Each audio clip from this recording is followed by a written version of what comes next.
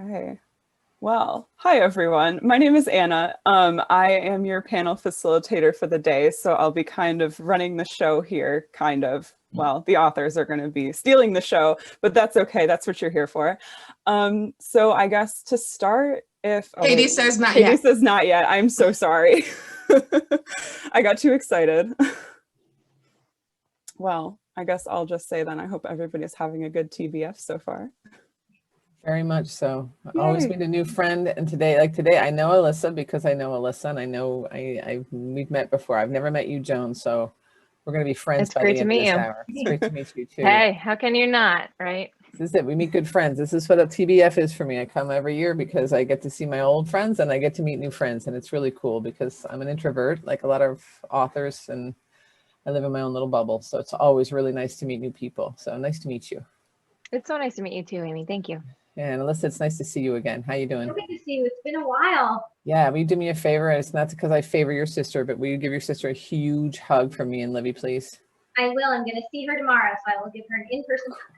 And you tell her that every time she says, say hi to Libby for me, I say hello to Libby for her. So like, I will tell her because she takes that stuff seriously. I know she does. And so just tell her that Libby sends her a big hug. You wouldn't believe it. Libby's nearly like, she comes up to here on me now. It's bonkers. And she has this pair of 5-inch platform boots. And so she's taller than me in those. And it's kind of freaking me out. She's probably taller than Courtney. Yeah, absolutely.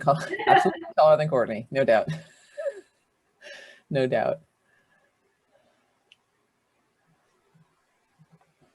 So Amy, what number TBF is this for you? I know that you're a regular at this festival. I can't, Ellen and I were trying to figure out. I think if Ellen's at 14 or something, I'm probably at 10 or 11. That's awesome. Yeah, my first virtual. Fantastic. Obviously, it's all of our first virtual. Right. Yeah, yeah, and you know, it's best festival on earth as far as I'm concerned. Every time, and it's in person. There's a reason, but there's also like you guys managed to get us our swag and stuff. I got my swag yesterday, and it was perfect as usual. I mean, I still have my first TBF swag right here, actually, my very first, and it made me cry my eyes out because I didn't know it was coming because we never do. The only picture that's on my writing desk is Hawkeye Pierce, and it's because in my first thing I said I must have said something about Hawkeye Pierce being my mother, and how I love Hawkeye Pierce, and this is still the only picture on my desk. So. Except for a few others over there. Funnily enough, all TBF people. It's, it's weird, right? How we make friends. But yeah, I think it's 10 or 11, something like that, 10. That's I was going to get all my t-shirts out, and I was like, that's going to take too long. I don't know where they all are. I don't know where all mine are either. Yeah. What about Joan and Alyssa? Have you guys done TBF a number of times? This is my first. I just debuted. Yay! That's Congratulations. awesome.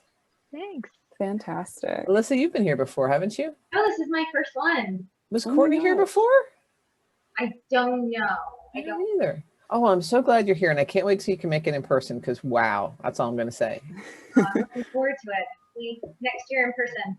Yes. Yeah. Yeah, Kenya. Yeah, you never get tired, but you are the best. I don't even say that to blow smoke because you know me. I can't lie. If I lie, I melt. You're the best. You're the best festival in the world. I've never been to one like it, and I've been around the world of festivals. I mean, New Zealand. There's the New Zealand one in Auckland. Okay, the Auckland one, but that's a big, international festival. That's a little different, and that was fun, but nothing like this. It's not personal like this. This is personal. This is like I said, you actually meet friends. Yeah. You really That's do. what I've always loved about it too. Friends for life, kind of. Really selling it for me. It looks like we're live. I don't know if Katie's going to come back and tell us, but I'm in the feed loop and it says live, and we have 25 people in there. We have people. Okay. Let's cool. do it.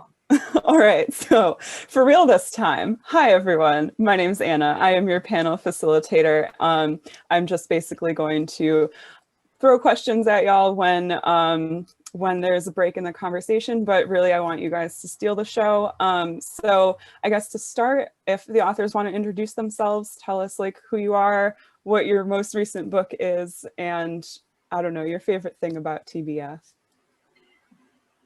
I'm not starting. Joan, you start. All right, I'll go.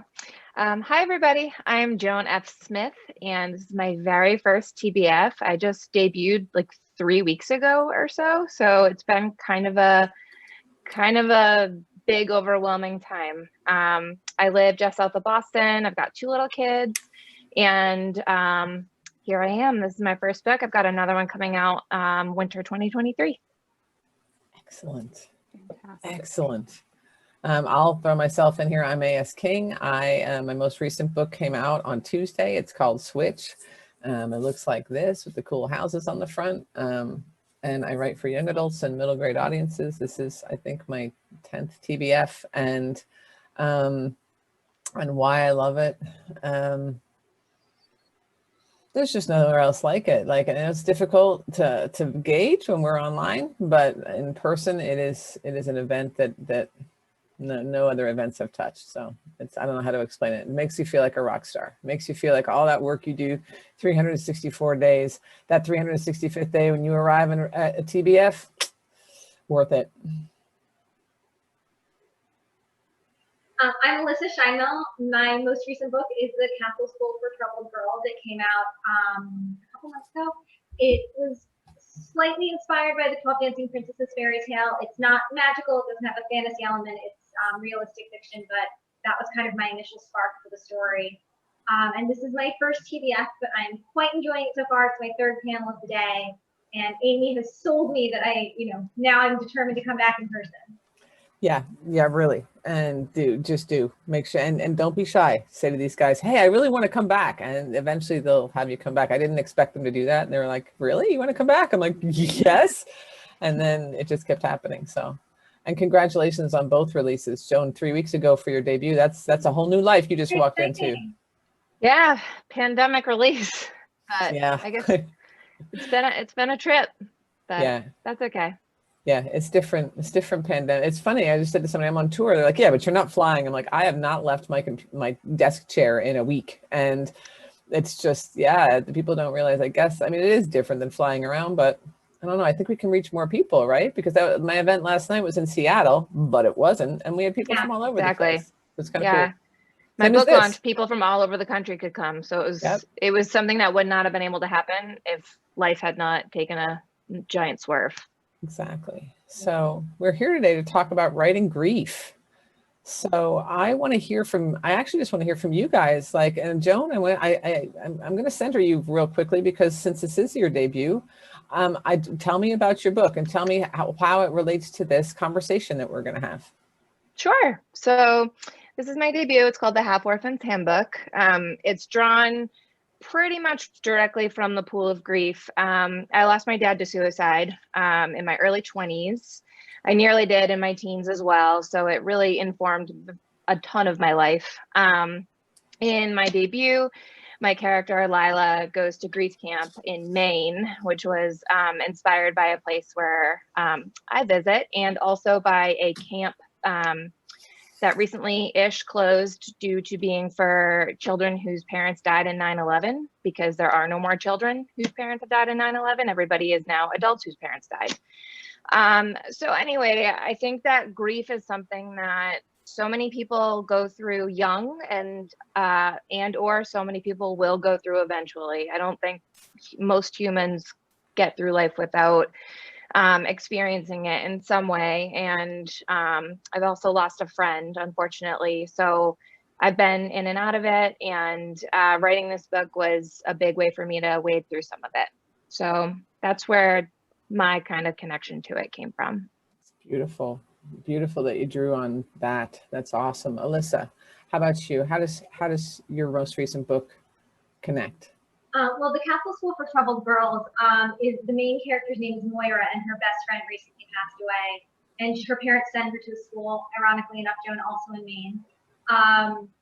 It's not specifically for grief, it's just for girls who, as they put it, as Moira's parents put it, are going through a rough patch to get through their rough patch. And through the story, we get introduced to each of the 12 girls who attend the school at a time, and they're each there for reasons all their own. And Moira is so deep in her grief for her best friend that she has no desire to move forward in any way. She doesn't want to get to know these girls. She doesn't want to talk about the person she lost. She just wants to sit in her grief and maintain her relationship with her best friend Nathan, whom she lost, by still kind of having these imaginary conversations with him instead of real life conversations with people. And I mean, I think Joan was exactly right. Like, grief is something that is unfortunately universal. Like, when it hits you, is not universal. Some people make it longer through their lives than others without. And there's so many different sorts of grief. I mean, grief doesn't always mean the loss of a person or a loved one. It can mean the loss of a particular life, or even, you know, moving from one stage of your life to the next. I mean, there's so many different ways that grief can manifest. And I think, you know, we're starting, I hope, to speak more openly about these different sorts of grief and to shift our expectations about grief. One of my closest friends, who actually was generous enough to read the Castle School for me and give me some notes, works with siblings of terminally ill children. So she was, you know, an expert, as it were, on grief. And, you know, the notion of grief as like, we have this idea, I think, in our culture as grief, that grief is something to be got through, that like you feel grief and then it ends. Like, whether you believe in the 5 stages of grief or whether you just think, oh, it takes like a month or 2 to get over something. And I think we're finally starting to talk about the fact that grief is something that doesn't really end. It's something you live with. And you learn to live with it, and you kind of get used to living with it, but it doesn't have an end necessarily. It won't always be as intensely painful. And then some days it will hit you and it will be that intensely painful. So I think, and then again, it's not always for a person or a loved one. It can be for, you know, other aspects of your life. Absolutely. Wow. Okay, guys, this is cool. All right. I've written about grief a lot. I think the most kind of on the nose book that I wrote was I Crawl Through It, which is ironically connecting to my life now. I'm going to get a little more kind of literal about writing through grief. This book, Switch, is the first book I was able to write since I lost my teenage daughter, Gracie, to suicide 2.5 years ago. And that'll knock you back. That'll make you not want to ever write a book again, but it also make you want to write about grief and all the things that Alyssa just talked about. The fact that, you know, you don't get through a thing.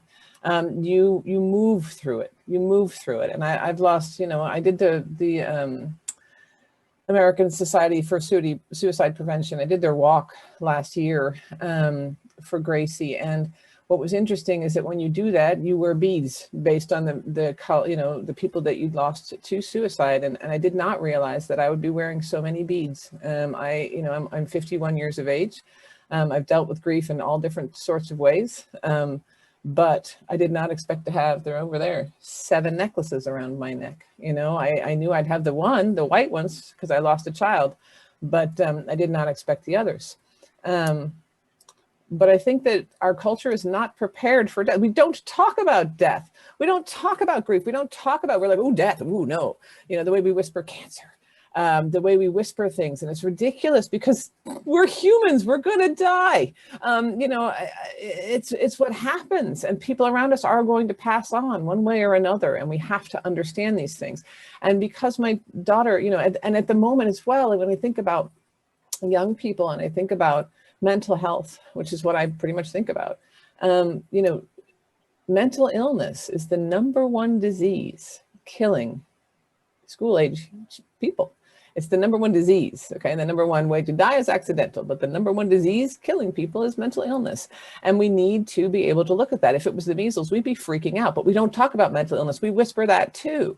And we have all these ideas and things that the culture gave us. So when it happens, we say, throw away things that aren't very nice a lot of time. Or we offer, I think the one person said to me when I lost Gracie, they said, beware of the platitudes. When people say, if there's anything I can do, right, they don't really mean it.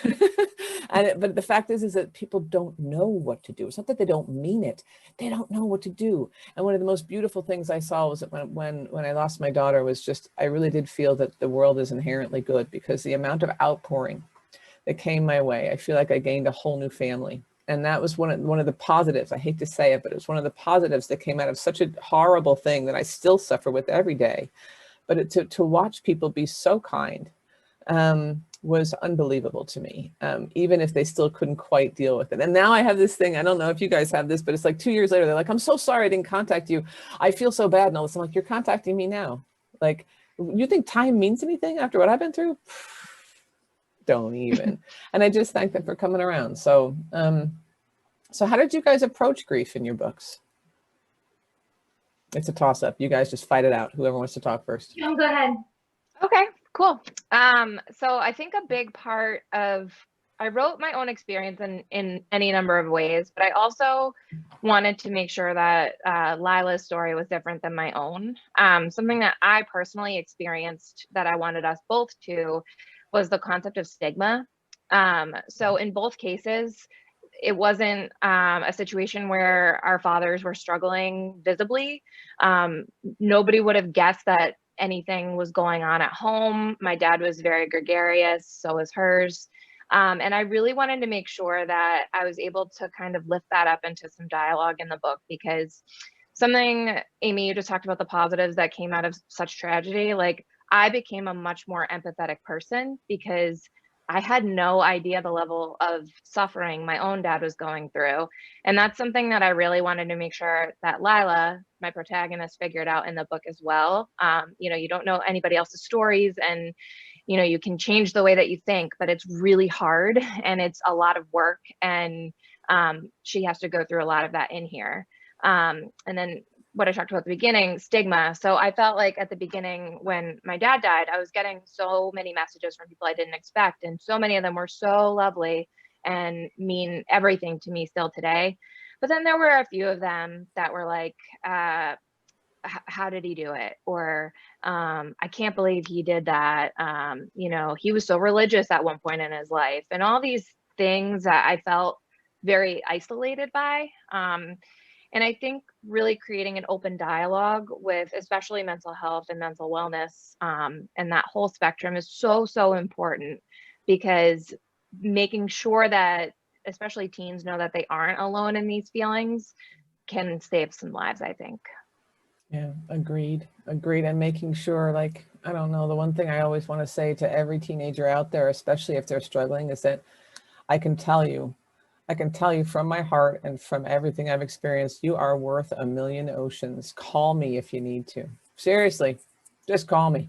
I'll explain it to you. You do not want to do that. But at the same time, you know, I can say that from this side. And it's, you know, it's, yeah, the empathy is it's an amazing thing, especially when you have people come at you and they're trying or they're not, and they're just sort of saying things that aren't helpful and are worse, hurtful. And that stigma is a huge thing. That's a huge thing. It's a mental health stigma. It's a death stigma. It's everything mixed together. And the fact that as a species, we depend often on judgmentalism. So, I mean, I've also heard people diss people who died of cancer. Well, you know, she smoked for a few years in her youth. Shut up. Just that doesn't help, you know? And also, I'm never going to talk to you again. Like, you know, I'm not going to talk to you if I need help, you know? What about you, Alyssa? Sorry, I just interrupted because I got all jazzed. In my book, Moira's best friend actually does die from cancer. And I think, you know, with cancer, and I think with a lot of diseases, we have this narrative of, you know, well, you have to fight really hard. And look, if that gives somebody the strength to go through their treatments, like this idea that they're fighting, then you know, by all means, whatever gives you comfort. But I think this idea that, like, so did he pass away because he didn't fight hard enough? Like I find that really problematic, and sometimes the way we discuss disease, you know, physical disease. And I think with Moira, the way I want, my main character is Moira, the way I wanted to approach her grief is it's about stillness. It's about her resistance to, you know, continuing her life without Nathan, and her just disgust with everyone else who is moving on. And actually, so I wrote this book obviously a couple of years ago, like the actual writing of it came out just a couple months ago, but I just read something about Hamlet that I had never read before, that basically that's the plot of Hamlet, is that he is sitting there in his grief and is disgusted by anyone who moves on, who wants to stay still in his grief. And that's, you know, and I didn't realize that's what I had been doing with Moira until I read this thing about Hamlet, and that, not to compare my little book to Shakespeare, but no, but I think as a portrayal of grief, I think that is what Moira is doing, and her frustration with her classmates who, you know, the school has like a school-wide assembly to acknowledge this loss, but then everybody else goes back to studying for the SATs and applying to college, and Moira's like, how can they continue to do that and her frustration with her parents at wanting her to, get on with her life.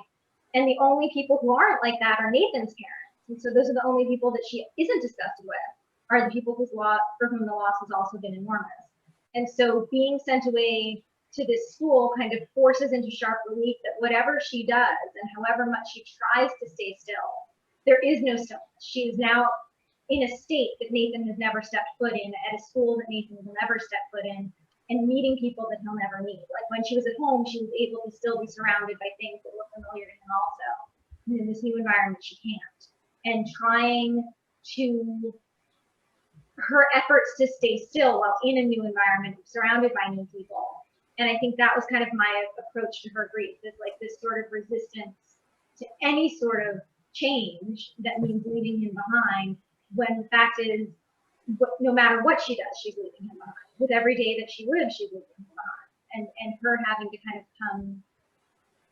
not come to terms with it, because I don't know, like I said, if we ever come to terms with it, but her having to accept that is, there's a lot in the book about radical acceptance. The idea that acceptance doesn't mean you're saying it's okay. Acceptance might be, this really, really stinks, but this is what is.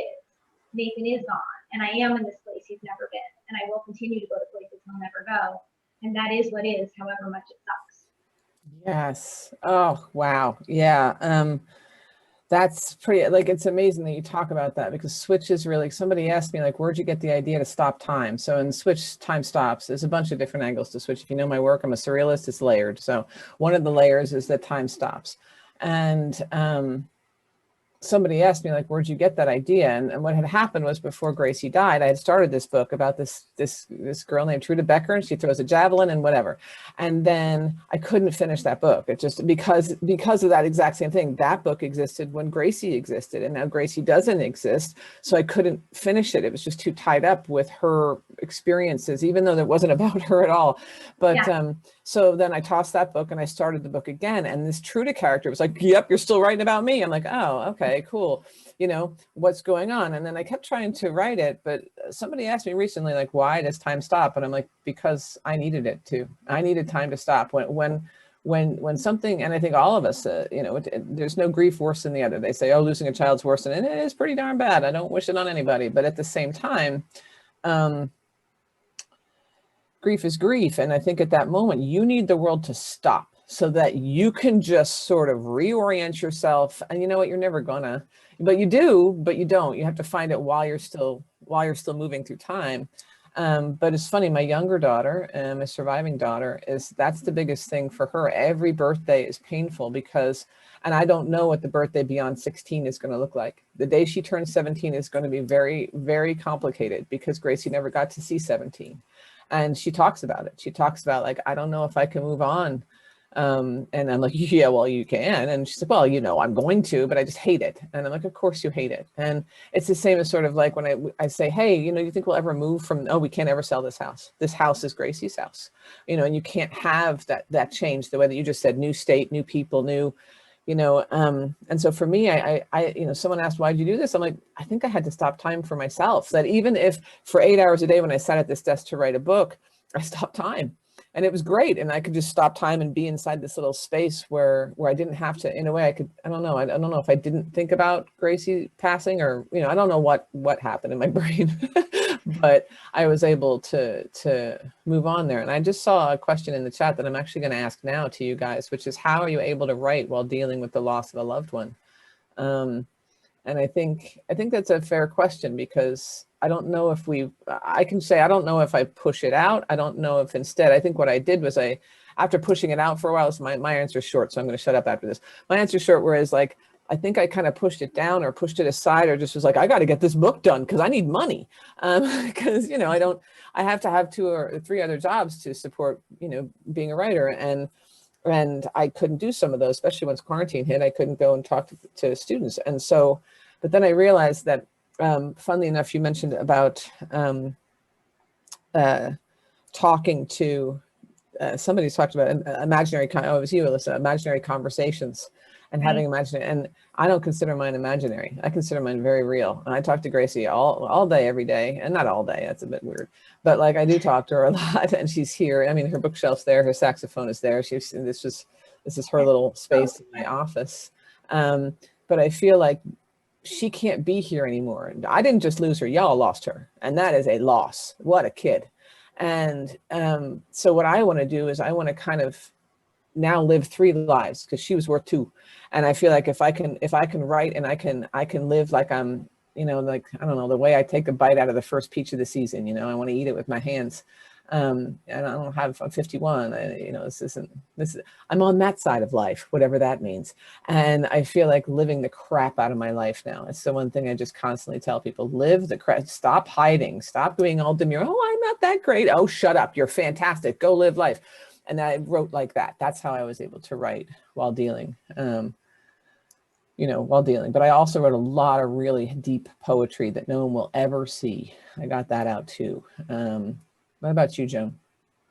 So my dad died. I was, like I said before, in my early 20s. I was finishing out my MFA program, and it was the week that I was supposed to start writing my thesis. And it was probably the worst piece of writing that I ever wrote for the next 6 months. So my first thing is that you don't have to write. If that's what you're feeling, like, don't do it. Wait until you are, because at some point your brain will be like, hey, knock, knock, you are a writer and you have these feelings, and they come out really much better when you're going to get them down. And it's really funny, the concept of like stopping time and all these concepts that I think come to us when we grieve, that absolutely does inform writing so much. So the reason why my debut has the word handbook in it is because Lila creates these rules, because she thinks that if she can control her life to the point that she can make these rules and follow them, then she won't have to feel that way again. And that was a big part of the way that I dealt with grief when I first learned of my dad when I was 17. I made all these rules for myself, and guess what? They didn't work. My next book has kind of a surrealist element as well. One of the main characters has precognition, so she knows everything that's ever going to happen. And that is something that I desired, because my friend who passed, it's still a mystery behind his accident. So I want to know what happened. And part of it is because you kind of want to rewrite time. And the other part is because you want to explore whatever's out there. And then the other part is that I think getting through this writing is so painful, but it's also so healing. And trying to face some of this stuff head on is not something that you should do unless you're ready for it. And I just something that you said really jumped out. And I think 100% you don't have to write through your grief. I think that's not always the answer, but I do think, in a strange way, I know, Amy, in your book, the time literally can stop, but I do think writing a book is sort of a magic trick that allows us to stop time, because we get to stay in this alternate universe with these invented characters for however long it takes us to write that book. Even if the book only takes place over the course of a week or a month, we get to stay in that world for the 6 months or 9 months or years that it takes us to write that book. So it gives us this pocket of stop time, which I think sometimes when you are dealing with grief in your real life, having this life to escape to, where time is stopped and where there is just this pocket of time you get to stand still in as the writer, I actually think can be very therapeutic. Yeah, no, I agree. Definitely. And I love what you said, Joan, about not having to write. Like when I first lost Gracie, I mean, I was like, that's it, I'm done. Like, and my editors were like, just chill, you know, you're fine. I mean, they came to the funeral. I mean, this was a huge thing. And but I didn't write. So I was like, no, I'm done. I'm just not going to write. And so a grief counselor had suggested to us to mark time, funnily enough, time again, but to mark time, because of course nothing makes sense in those. It's just the most elastic, bizarre, it's like living in a cloud. I don't know how to explain it, but you're in that space where nothing makes sense. And so she was like, hey, maybe you guys travel, you go to cool places. Why don't you go somewhere cool and do something just as a family, the 3 of you, which was also very tough because it was always the 4 of us. And so we went to St. Thomas, and we would have like a little time every day where we could have phone time. So we'd all just veg out in a nice, cool hotel room and go into our phones. And I wrote this poem. And so time had stopped. I guess I don't know if that even came in I don't even know if that part of the book was written yet. But I wrote this poem, and it was about the switch, right?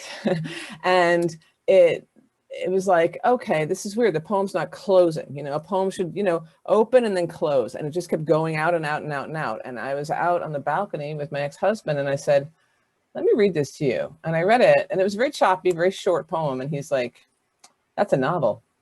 And I said, yeah, it is. That's weird. Okay.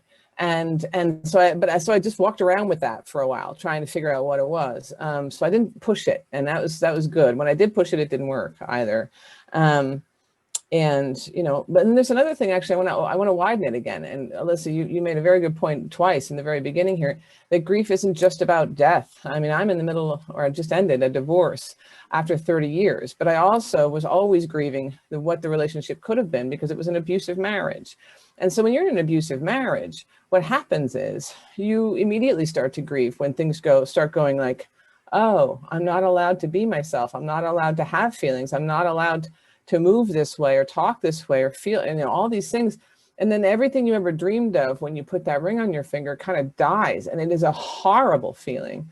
And it makes it like the divorce part of it. I mean, after 30 years of that, easy. It's a celebration, no offense or anything, but it is. I get to finally be myself and smile and glow and be epic. And that's wonderful. And I get to feel things and cry and yell and be angry. Imagine that. I'm allowed to be angry. Whoa, I'm 51 and I can finally be angry. And guess what? I kind of worked through a lot of it. So whatever. But it's true, like, in a way, that's why I started writing. So isn't that funny when I think about, why did you start writing? Well, I was stuck in this place and suddenly I wasn't allowed any of these things. And what were they? Emotions, feelings, ideas. Don't talk about those things. That'll make me mad. And it was like, well, and then I started writing books, so that was the place I could be free. And so for me, it was kind of cool, because once I was trying to work through the grief, and working through grief with someone like that is impossible, because you can't have the feelings. So you're like, so where did I get those out? But again, through writing, which was pretty amazing too. So, writing helps, but also not writing helps, and because it's still, you're still processing. We all, look, we're writers. We write even if we're at dinner. We all know we've been at dinner sometimes staring into space and someone talks to us and we are not listening to them at all. Our families all know it. Oh, yeah. I'm narrating. Like, I'll sit at the dinner table narrating. Like, go down. I'm in my own place. No, I'm in my own place. I'm not even narrating. I don't think like in words. I don't even know where I go. Yeah. It's a funny little world that we live in, isn't it? And I love it. It's the more I live here. I've been living here for like 26 years now, and I've lived all over the world, but the whole time I've lived in there. It's a nice place, because the person that's there, me, welcomes me at the door and says, hey, welcome back. And you're cool, instead of any other ideas, I suppose, that we're supposed to think about ourselves anyway. Let's see. What else you guys want to talk about? Oh. Do you want to jump in and say, we actually somehow only have about 10 minutes left. So there are a couple questions in the chat, I think. So there's a question that's for Amy, that's, does feeling your daughter's spirit help or inspire your writing? Yeah, it does, because I can, I'm not sure quite how yet. I'm still learning. I've only written 1.5 books since, but it's, if anything, it's this kind of stuff. Like, I have Post-it notes everywhere. I can't wait to write the next book. And that feeling of like remembering, instead of having, and that's a mixed also with getting rid of the bad messages in my life as well, like being able to embrace her excitement for what I, for what I do, and adopt it. So it absolutely helps. And the number one thing she wanted to do in the world was help young people, especially very young people, deal with their emotions and talk about their emotions. And especially, like, her number one thing on this, she had a Post-it note right before she died, that she wrote down this idea of how to implement a program in our district. And she wanted to go to very young children and talk about their feelings. And the number one thing was kill gender roles, which I thought was wonderful, because she understood that boys are taught to feel this way, girls are taught to, all this weird patriarchal garbage that we've been handed from the beginning. And so just even with that going, I'm going to be able to make her wish come true somehow. And I already was in my, that's what I already did. I mean, I already go to schools for 10 or more years talking about that stuff, but I get to continue to grow it. So yeah, it's absolutely inspirational. Thanks for the question. I do want to throw another one out here. How do all of you balance the topics of grief in your books with more lighthearted parts? Because I know, I mean, obviously the grief kind of takes over everything, but you got to balance it out sometimes. So how does that usually work in your writing? I tend to react with humor very, very often. It's like a weird tragedy, but after my dad died the next morning, my mom was a teacher and her principal sent out an email that she was dead. So we started getting all these like phone calls of like all of the people in her school system who were like, oh my God, where's your mother? Like and we laughed because like, what else can you do? It's either laugh or cry, and we cried the whole night, right? So much of my grief related writing comes with humor because I personally need to laugh. I love like that humor that balances right on the line of maybe being not funny, depending on the subject, of course. But it's really important to me to figure out how to keep enjoying my life no matter what happens to me. Amy, it's kind of like that spirit of like, I can do whatever I want. Like you have to grab life by the horns and live it. And I need humor to help myself do that. Yeah. What about you, Alyssa? Well, and just, I think there are certain, certain humor that, I mean, I guess you call it like, because I think sometimes there's humor that almost feels like an inside joke. Like I struggled with eating disorders when I was younger, and there are certain jokes I will make about eating disorders that are really would not be funny if you were not someone who also struggled with an eating disorder, but to us they're hilarious. Like my father-in-law is a counselor in AA, and the things that he and the people he work with find hilarious, it reminds me of these eating disorder jokes. That they are very inside jokes, but they are so funny to us, and they break the tension in these sort of miraculous ways. And as far as how I balance that out, in Moira's story, I think because there are in the Castle School for Troubled Girls, there are 12 girls who are all there for different reasons. They're not all there for loss. Moira's in fact the only one who's there because of grief. I think that balanced the story because some of the things that they're struggling with might seem small to Moira compared to what she's going through, or they might seem so much bigger and she's like, what am I doing here? So I think that kind of balanced out the story and those relationships that she started to build with the other characters. There are moments of humor, but I think as in life, like the thing that is a comfort is she builds these relationships and starts to love these people. And that is what, helps her, start to feel better. Not, it doesn't take away her love for Nathan and it certainly doesn't take that grief away, but she does feel better. Yeah. Yeah, and I mean, I think one of the things that I just realized that because I was sitting here going, actually, a lot of my books deal with grief. Like Losing Norvira Dietz was about losing my friend, when I was in my 30s, but I made him a teenager, and that was after, after we had fallen out. And so I did go to a funeral that was incredibly uncomfortable but he was our best, and I don't know, it was probably more uncomfortable for my ex-husband. They were like brothers. And that feeling is and trying to work through that, like all that's because there's so many different complicated parts of grief. But I'm much like, I'm super humor. I mean, our humor is so broken now because it's me and Liv now, and I still look at me sometimes like my humor is so broken. But we had this moment, and I can't tell you the full details because I swear I'm going to write it into a screenplay one day, though I do not write screenplays. But there's this moment about, I don't know, 2 months after, and the three of us were at Carpet Mart buying this carpet right here, the only carpet I ever bought that I cared about. I wanted to get really soft carpets so we could like meditate on it. And the guy was there, and he had heard what I said. I did explain to him, I don't know why, but I explained some stuff to him. It was the first kind of people we'd seen. And but he came back, and I get this question a lot. Do you have any kids? Or how many kids do you have? I get it all the time. Same as Livy gets, how many siblings do you have? All the time. And even teachers ask this too, my child. And they know. So it's there's that moment of you can see they realize it. She says, but you can see they realize it, and I still have to answer the question. But anyway, this guy came back to us in Carpet Mart, and he said, how many kids do you have? And we said, and Liv was there with us, and only 11 at the time. And we said, 2.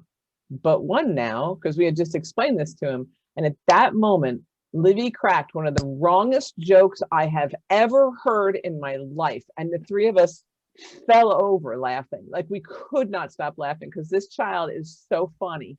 And like you said, there's only certain people that would understand that joke. But for us, it just broke the tension, and it was just such a, I don't know, it was such a relief. But for me, the other way, I mean, because I'm a pure surrealist, like, I mean, invisible helicopters and all that stuff. For me, the reason I write surrealism is because it's a fantastic way to talk about trauma and shock. Trauma and shock and surreal are surreal. They just are. No matter what you've been through, I've been through plenty. I'm a survivor of a great many things. And there isn't a time that shock hasn't surprised me with how messed up it is. It's so weird.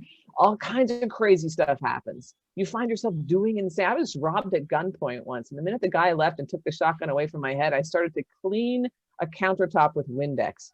Because why not? And shock is bizarre. I didn't call the cops. I cleaned the countertop with Windex. It's just, shock is the most surreal, bizarre thing. And so I like to do it that way, with humor, though, with weird humor, to you know, because I also think that connects to being a teenager. I think it's one of the reasons why I do write for the age group I do, because I think being a teenager is surreal all by itself. Because it's a weird spot to be in our culture. You know, 1 minute our culture is absolutely encouraged to bully teenagers. Let's just be fair. We're supposed to bully what they like, what they read, what they do, the music they listen to, what they wear, everything. It's total BS. And I can't believe I didn't say the full word, because it's me. I should just be able to say bullshit, but I did not. Oh, it looks like I did. But it's total BS that we're encouraged to bully teenagers. But we are, and that in itself is completely surreal and completely damaging. It's a real damage. It's almost having a stigma on you just because you turned 13, and then finally when you get to 20, you're like, oh, teenagers. And it's like, what? Why do we immediately move on to that? But we do. So humor is a good way to look at it, and sort of almost sarcastic humor, I think. Agreed. We got 3 more minutes. What else you got, Anna? Anything? Let me see. It doesn't look like there's anything else in the chat, so I can throw another short one at you. Do any of you have like a really meaningful memory of an interaction with a teenager or even a parent or anybody that like left an impact on you that you met because of your books? Ooh. Let's see.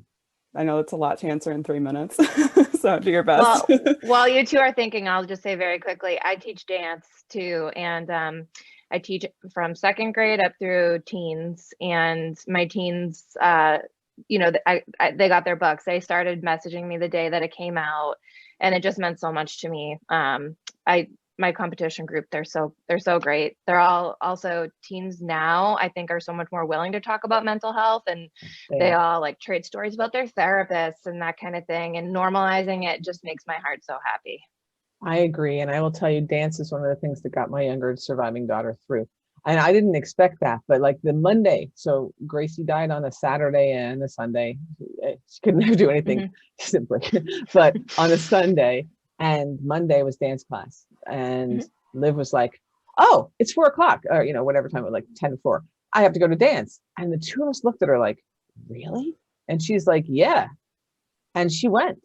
And, you know, it's funny because that's where she heard things like, you know, not cool things. Like, oh, I heard some girl killed herself, you know, blah, blah, blah. And there's Livy like, oh my gosh, you know, like coming back to us with this. But she went to dance, and she did that recital, and she did that recital in a place that I'm not even going to get into, complicated. But the point is that helped her get through that. That built her resilience, and it built her, and she's not in dance anymore. So it wasn't like she had a dance family, but it was that year that kept her solid. It kept her body movement. And I think it gets the grief out, same as sports did and doing stuff. Like right now, I walk like a crazy person, and I work out a lot. So what about you, Alyssa? I mean, I think, you know, I've written several books that deal with mental health, with eating disorders, with facial differences. And I think anytime I hear from a reader who, you know, as Joan said, like who says that this story made them feel less alone in the things that they're going through. I mean, I couldn't possibly pick just one, because it's every one of those interactions are so meaningful. You know, whether it's on social media or at a festival like this, when we can be in person, or an email I receive, like it just, you know, it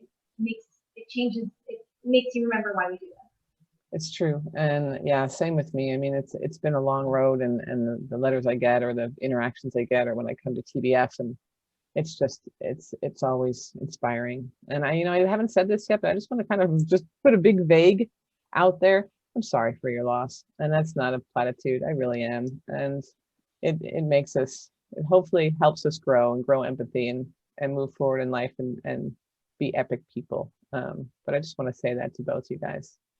You And too. to anyone else listening who I know there's people in the audience who have experienced great loss. We'll get through it. Doesn't get easier, it gets less often. That's what I keep hearing. It's like waves, they just come less often. Sometimes a wave will knock you over years later, and I'm sure it'll do that for me for the rest of my life and all of us for the rest of our lives, but luckily they only come every now and again, the longer it goes. Well, we are unfortunately out of time, but I would just want to say thank you so much to all of you for this awesome panel. Heavy topics, yes, but important conversations. And thank you so much for being here. And I hope you enjoy the rest of the festival. Thank you so much for having me. Thank you so Thank you much. for having me. Nice to see you, Alyssa. Great to meet you, Joan. Good luck with everything, guys. Have a good rest of your year. Yes, you too. Thanks so much, everybody. See you guys. Thank Bye. you. Bye.